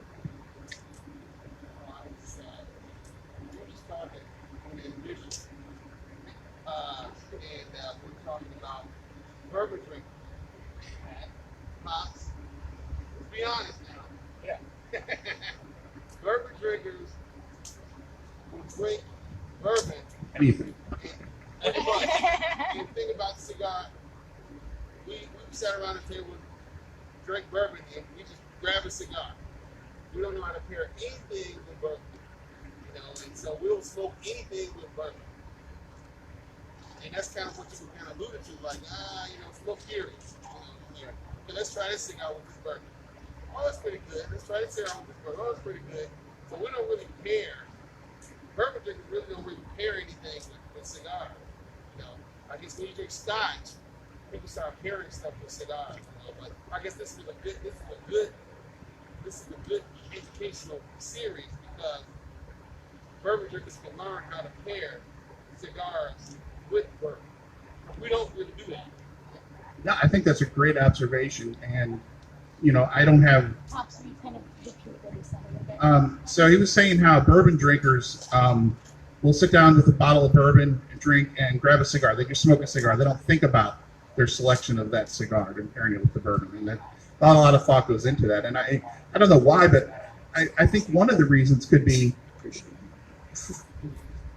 bourbon and the boom around bourbon is new, right? We're still learning to explore the bourbons, try the different things out there, and the whole world around bourbon isn't nearly as mature. I don't want to use the word sophisticated, but as mature as Scotch, right? The other thing is Scotch tends to have, and as a bourbon drinker, I'll say this safely, is when it comes to nuances, there's a lot more nuance, a lot broader ranges of flavors that can come out of Scotch. Than with a bourbon. Oftentimes bourbon, people who aren't bourbon drinkers will say, oh, this is overly sweet, it's one-dimensional. We know that's not true, but it takes work to get there. And I think we, as bourbon drinkers, have to understand that when it comes to smoking a cigar, there's two levels, right? There's smoking a cigar to smoke a cigar. And then there's smoking a cigar to learn about that pairing aspect. So I think there's an evolution that is an opportunity, if you will. So Henry, you and I can get out and start putting that out on the agenda and introduce people to that, because we don't want everybody to switch to Scotch when they smoke a cigar. So let's bring the cigars to them. Mark and I we're gonna have some private meetings. He's gonna educate me, and we'll bring that into fashion. But great observation, and let's change that. Let's say a year from now we want to have a different opinion of that. What I want for the two of us grab this microphone, Thomas, I want you to bite on that same question. Talk rum. Right? He talked about bourbon drinkers. Drink bourbon, grab a random cigar, and just smoke a cigar and drink bourbon. Before I do the... Well, can I answer the question first? It's kind of directed to both of you. Yeah. So I'll take back here. So being a bourbon drinker myself, and being... So, yeah, and also the drink Scotch on regularly. You were talking about how bourbons tend to be on the lighter people. They have a perception of being on the lighter side as far as smoking cigars go.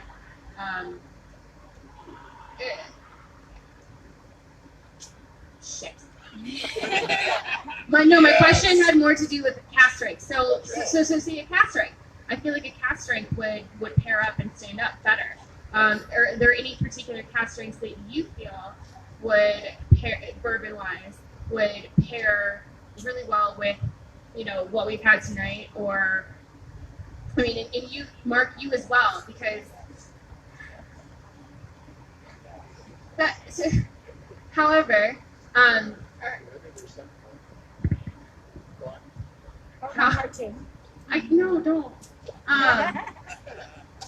No, so cask strengths, because in my opinion, cask strengths tend to be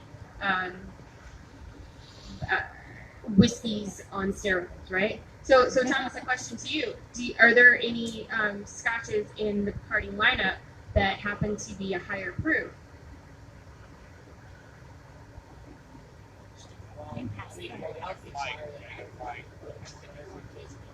Well, that's true. I'm not Patrick. So my whole point, my whole opinion is that when you're drinking something that's light and you're trying to pair it with a cigar, it can kind of, I've done this in the past, it can kind of fall off.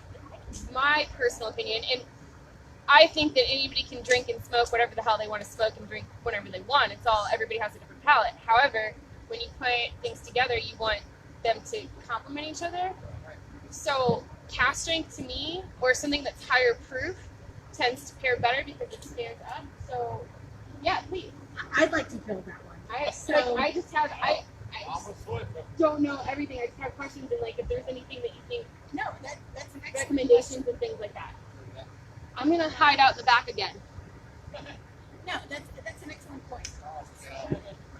So, whenever, for example, when anyone comes into our cigar lounge and they're thinking about smoking a cigar, they want to drink something, I always tell them, well, do you know which profile you want? Are you set on a cigar you want? Are you set on the drink you want? Because a lot of that goes in with the pairing.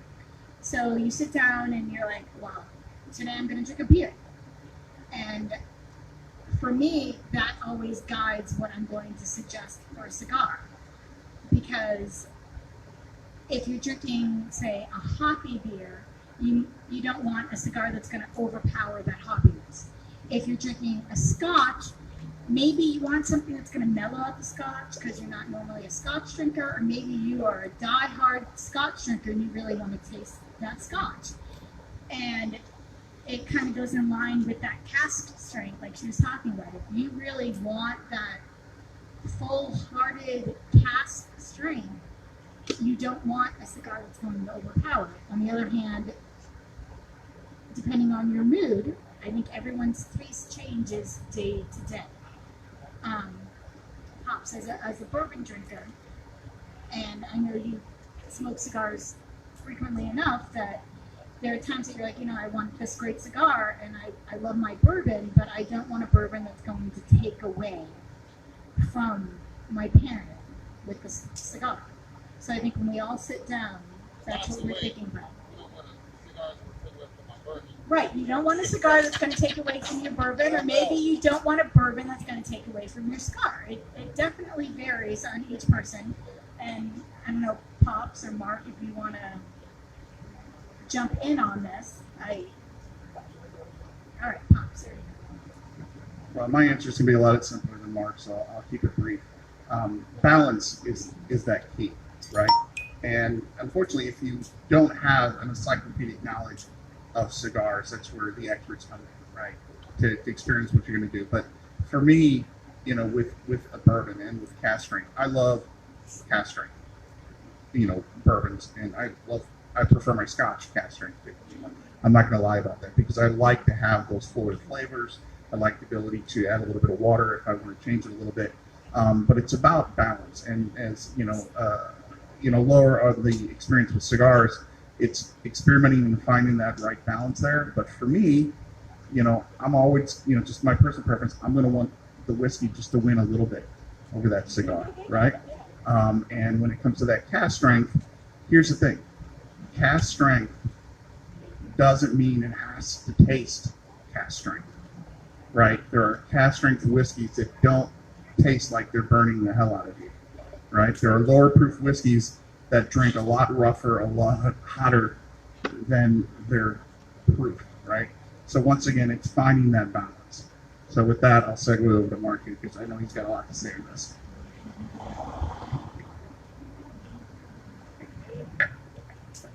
So, not to discount what Pop said, I don't have a lot to say. What he said was almost head on, almost. When it comes to pairing, I'm not going to say the cask strength washes out anything, because you heard me earlier when I talked. Pairings are a weird thing. The one thing I will say, you don't have to have an encyclopedia of knowledge on cigars. If you grab a cigar and you light it, and you taste it down, and you decide what you are drinking with it does not work, then you're done. You're done. But like we talked about earlier, I'm pointing at the crowd. I'm sorry. We talked about earlier. One of the biggest things that come into play is your taste preference. You have to remember that every individual palate is different than everyone next to you. The odds that you will find someone with the same palate that you have, not only when it comes to tobacco or to a spirit or what you read on a review online, or you read what someone wrote to you and said, this is what this should taste like, this is the body I got, this is the expressions I got, this is what the nose, the foot, none of that really matters until you try it.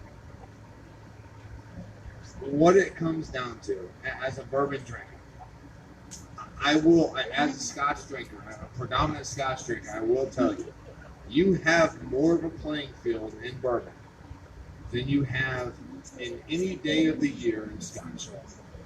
Every Scotch, it doesn't matter what company, what region it's from, there is something that ties into something else.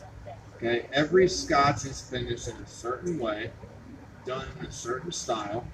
There may or may not be a difference between regions. May or may not be. But what bourbon is allowed to do in this country is bourbon is allowed to experiment in multiple different ways that Scottish and imported whiskeys cannot do. Right? You can age things longer. You can age things longer in different barrels, different finishes, different nuances, whatever you want to do, and you don't have to follow suit to different regulations that outside countries have to follow. So when it comes to, like, I know that you're a rye drinker. That's where the whole kind of thing is started with, right?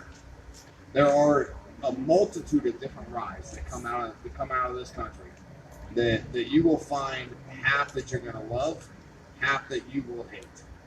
That's the beauty in tasting something, is you have the complete freedom to do whatever you want with whatever you have. You can enjoy it or you cannot. You don't have to worry about anything in between. So when you find that certain, you started with, as bourbon drinkers, we sit around and we taste a bunch of bourbons, we grab a random cigar, right? You don't know, because half the time, as many bourbon tastings I've been to, by the time we grab the cigar, we've been drinking for 2 hours. And at that point, this cigar doesn't mean anything. Not at all. It's just kind of the mouthfeel that gets you through the night. And, you halfway feel cool. You're doing all the massage. You do all the things, right? Right, there you go. Yeah, it's the super cool, Spook Halloween candy cake on the TV channel. National Food. Food Network. Yeah, there you go. So what I'm getting at is when you're doing a tasting, if you ever settle in, you understand you're going to a tasting of bourbons or scotches, tequilas, rums, beer, anything. You have to have a mindset before you go there with a selection of what tobacco you think you're going to want to pick. And you select those tobaccos on an idea that you have, because you've already preconceived that you think that this tobacco, this cigar, is going to do something for what you're drinking that night. Right? You can't ever discount yourself. Everyone here has been to some sort of tasting, some sort of invite, some sort of an event where you have 4, 5, 6, 10, 12. We've done these for 24 before. We have 24 different spirits, and everyone decides to have a cigar on the 24 spirit. Right? 60. I wasn't there. I don't know. 60. 60. Or 60. But when it comes to tobacco, if you ever want to pair tobacco with anything you're drinking, whether it's Claire's here, Angels Hippies, we've had great pairings with Angels, haven't we? Yeah, right. We've done great pairings with Bacardi. Tom's here. We've had them tonight. We've had pairings with every spirit, every family you can think of. There's a reason you present the cigar first. All right? Anytime that you go to a tasting event, if you think that you're not going to enjoy the cigar, because the cigar is the ultimatum and the option at the end of the event, don't smoke it. Because what it's going to do is just going to taint off the next time you get to have that cigar, it won't be the same. It's not like spirits. You can be a fan of a spirit at any point in the day and enjoy it. Tobacco always has a thing, because like I said, tobacco is smoke. Smoke does not hold a residual effect like foods or a liquid does. So if you've drank wine all day, had steak and pasta, then you have a cigar and you're like, man, I smoked this morning. It's not the same way. No, it won't be. Because your palate has been tainted. And taint doesn't mean a bad word. I don't mean it that way. It's not ruining anything. But your palate has been tainted by the foods, the liquids, whatever you put on your palate. Whenever you want to sit down and pair a cigar, always think about the tobacco first. Okay, you sit down, you've got 9, 10 spirits in front of you. Okay, I've smoked this cigar before, I haven't had this one. This one sounds about right. That's what we try to do tonight. I'm sure a lot of people have had these spirits. I'm sure. Have you been to the Bacardi events? I'm sure you've had them. Is that right? Is that fair? Today? Yeah, or wait, 2 rounds. Yeah, okay. I don't know. I'm asking. You've had a few. What we tried to do tonight was to present an opportunity to try a pairing in which you haven't had before. And whenever you do something like this, especially with the Great Bartenders Guild, these guys run, the events these guys do, Brad, Melissa, Marc, everyone involved, these guys put on events that are second to none. They do. You get the opportunity to try every spirit under the sun from every family that can get attached to it. What we tried to do tonight was present you with a tobacco that you have not had with a certain parent. And what that kind of came down to. Your question played directly into it. You know, I'm a bourbon drinker, and we go to these bourbon tasting events, and by the time we grab a cigar, we just smoke. Stop it and let you try the cigar with the parent. So my ramble, you know, I'm rambling. I apologize. But whenever you're doing the pairing, right? You can never guess right away off what you're doing, right? You grab a spirit. This is what I'm drinking. I'm gonna have this cigar, right? There are a lot of people out there that can guide you in the right direction, but the most fun that you have is, you know, I know what you smoke. You know, the most fun that I have is, what do you want to drink? Do that first. That's where it gets fun. Try whatever you want with whatever you're pairing, because just because myself and I'm not a Scotch, bourbon, rum. I'm not an expert. Okay? I drink a lot of it. That doesn't make me an expert. Okay, I am a esteemed individual that drinks a lot. I'm experienced. Let's put it that way. But you have individuals like Pops. You've got Brad. You've got Thompson there. These guys literally work day in and day out with these products. They literally understand the in, the out, the production, every level from 1 to 10 till it hits the bottle and it hits the shelf. They understand this. But what's fun is not that you have to talk to these guys. You have to, because that's going to give you the knowledge of what it is that you're drinking, right? But the fun is when you walk into any establishment and you can grab a cigar and they have one of these products or any of these products you hear about, you can grab that and try it yourself. Well, your second option is once you've tried that, ask someone, man, what do you think? That's where the fun comes in, right? Because no one. It took me 21 years before I found one individual that had the same palate as me. You're talking 10 cigars a day and probably way too many drunken nights, right? And I found one individual that had almost the same palate as me. Almost close. No. He's in bed. He's 74 years old. He's tired. He's in bed. Yeah. And that's what it comes down to.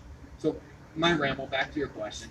Anytime that you've got a bourbon, or you're doing a bourbon tasting, and you're grabbing a cigar, think beforehand. You've probably had something inside that family, inside that tasting. Grab a cigar that you think worked at one point in time inside that tasting. And if it's inside the same family, or maybe if you're bouncing around between ryes and select bourbons within a collection, within I say families, I'm talking Macallans, things like families, collective dividends of service. These people that create the same thing over and over for years and years. If you've had some form of tobacco that has done very well inside that collective group of spirit, start with that cigar. If it doesn't work, grab something new and try it different. That's the beauty about spirits. It's the beauty about cigars. They're never going to go away. There's never not going to be 1,000,000 or 1,000 different options. Play with it. That's the fun. All right. I just want to hit on one part because I myself, as a bourbon drinker, 90% of the time I drink bourbon, and I agree with you. We grab whatever. But the thing that I learned whenever I started to pair things is piggybacking off the way he said, grabbing the cigar first. That was the number one thing. Because most of the time, 6, 7 drinks deep, you're like, oh, I want to smoke a cigar. Start smoking a cigar. And you don't really know. You know what I mean? So finding the cigar first is always kind of the start to it all. It's all experience. You can try every cigar under the sun with whatever bourbon you want. At some point, it's going to flip. And then after that, you have a foundation. Then you can start looking at, okay, what's similar? What kind of binders do I like? What kind of wrappers? What kind of, regions do I like with cigars, with the bourbons that I typically drink? Because you as a consumer know what you like as far as bourbons, right? So once you already know what you like bourbons-wise, you're gonna find out what you like cigars-wise. But you can't find one without the other. They have to work. Hi. So, first of all, I want to say thank you to Thomas and the Bacardi brand for supporting this evening. Hey, hey! I want to thank Pops. I haven't seen you for a minute, so that's fucking awesome. That balder than ever. I got to see you, man. You got to almost hold me when I fainted when we consumed Chronicles at Whiskey in the Winter this year. So that was nice. And oh, we're definitely doing that again. Pulling shit from under a table. I love it. Marc, thank you to Marc and the Santino's team for providing the cigars and the expertise in regards to cigars this evening. That is a category I do not know anything about. I love tobacco, though. And Dave, thank you for providing your expertise in regards to what you do as a consumer. I think that's very important. So, and then thank you to all of you that are here learning things. So, raise the roof, right? I'm going to do one last thing. So we're going to do a toast. If you don't have any liquid, I'm sorry. But we're going to toast to the kickoff, really, of Education Week. This is what we do. This is what I believe in as the president of the guild. This is what I believe in as an industry professional, is educating everyone and being better consumers. So, cheers. Cheers. Next, now that all that cheers is done, everyone should have got a ticket. No, so everyone's going to get a ticket. So in the meantime, I want to let everyone know that for those of you that have not been able to grab a Bacardi cocktail inside, please do that. Third of all, I encourage all of you to consume this product at home. So go to your local retailer and purchase some of this product. I know that Diaz and Aberfeldy were winners this evening, I think. I think that's a fair assessment. So put that on your own home back bar. Whether you have 1,000 bottles or 7, those bottles will be hits with whoever you have over. So Marc is kind enough to pass around tickets. So what we're going to be doing is we're going to be raffling off an ashtray.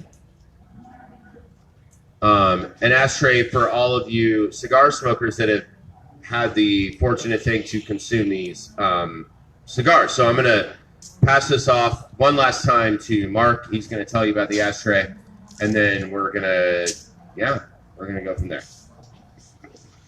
All right, so I want to thank everyone for coming out tonight, listening to me run my mouth. I thoroughly enjoyed talking about tobacco. This is something that I hold very dear to my heart. And every time I come to these events that I get to do with the Bartenders Guild, I like to leave something behind, okay? So I have 2 half boxes that are left of the Perdomo Champagne Figurado, and I have a half box of the Bullet from the Esteban Carrera Unforgiving. What I am doing is all these tickets that are going around, we're going to raffle off the ticket. You're not only going to win one of those boxes. The second drawer is going to win whatever's left of one of the boxes. First winner will win. I have a custom stained Michaela ashtray up here. Michaela Cigars. Oh. That ashtray is going with you with your box of choice, and you are taking that home. Okay? This is something that I like to do because I want to thank Brad, Melissa, Marc, everyone involved, Pops, Tom. If you're involved in the Bartenders Guild, I want to thank you. This is an awesome organization that's ran here in St. Louis. I'm not a St. Louis born guy. If you know me, I know I'm from Boston. I have found. Hey, let's go Prunes. Oh yeah, yeah, eat me up. Nothing. Shout out. Get in the cat. Okay, then shut up. Hey, you quiet back there. Anyway, no, I'm kidding. Hey, shut up. I'm eating the garden. Nah. You be quiet over there. You. Anyway, guys, what I want to say is I want to thank everyone coming here tonight. You guys know the giveaway is going on. So if your number's not called first, the second number called, you're gonna take your pick. Whatever box is left, those are going home with you. Okay. Thank you, everyone. I'm gonna hand this back to Brad. Look. Yeah, I'm gonna give it to him. I promise. It's cute, right? One other thing that I need to mention. So this entire week is Education Week. So again, thank you all for coming today. Tomorrow we have a Hendrix event at the Gin Room. Wednesday we have a wonderful charity event giving back to the community with Gateway 180. So Gateway 180, we're doing an event from 12 to 2. If you have not already signed up, please do so. After that event, Tito's has been unbelievably generous and giving back $1,500 to the Gateway, plus $150 per person that shows up for the charity event. We're also going to, Tito's is also sponsoring a raffle for vodka bottles tomorrow. So Tito's is also giving out vodka bottles if you are interested. Someone love that. Hey. And then Thursday. Thursday's Hein Cognac. Yeah, so Thursday is hoteling programming. So we're going to be doing Hein and then their full line of whiskey and gin. And then Friday is going to be Balvenie. So please look on our Facebook page. We have a one-stop shop to get tickets to all of our events.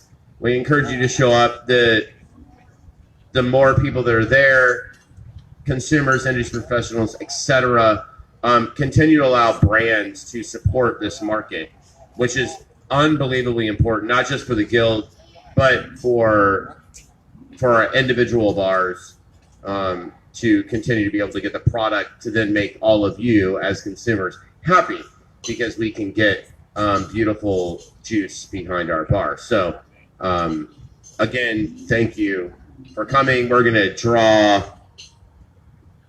a ticket because I can't draw the ticket because I have a ticket. So that's kind of weird. But please draw my ticket. I didn't take a ticket. Here, read this one. Hey, here, read this one. Mark and I are the only ones without tickets. So the ticket number is 949066. No way. Cheater. Dave is the winner. Go pick your box. I've heard that a lot. Oh, okay. Well, I'm not passing. 949050.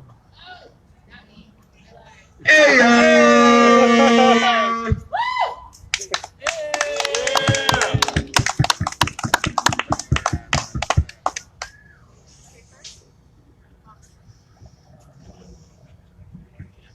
Pick whatever you'd like.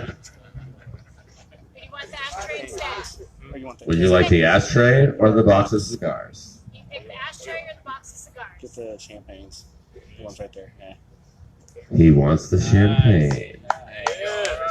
Hey-o! I feel that. There's a weird bug crawling around the ground. 949052. Hey! We got another winner. Claire is like, God damn it. I just want another ashtray at my house.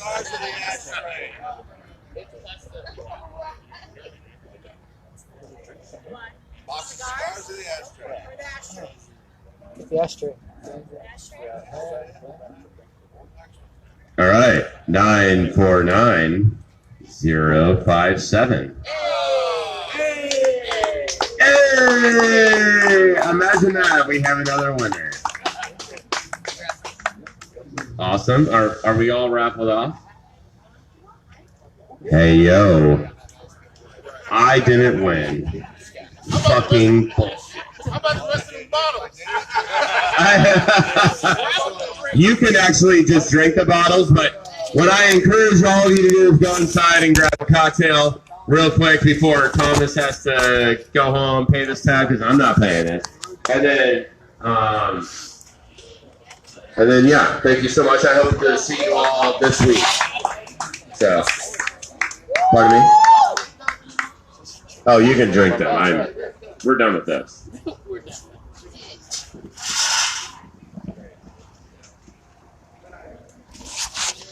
So, also, if you would like to see more cigar events or events of this nature, let us know. In fact, if you have ideas for the kind of events that you might want to see, the kind of things that you want to attend, let us know. We'll make it happen. Or you come see me at Santino's every day of the week. I'm there. Please come in. We get the same banter out of my mouth every day. I would love to enjoy it with all of you. Again, I want to thank everybody for being here tonight. I want to congratulate all the winners for taking away what you got to take away.